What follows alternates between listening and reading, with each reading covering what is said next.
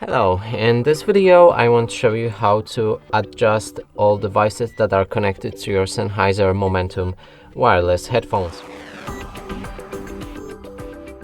And to do this, you will need to use Smart Control app on your iPhone or your smartphone with Android. So here I have it. You can check our previous video on how to set it up. Now click on the Momentum wireless headphones that you want to manage devices for.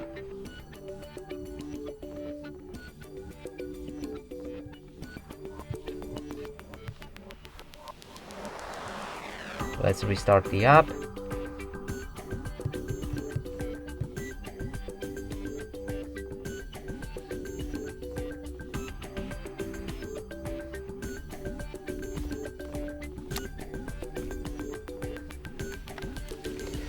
So I need to reconnect the headphones.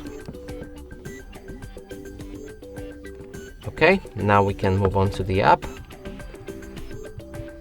Click on your headphones and now we're in the settings.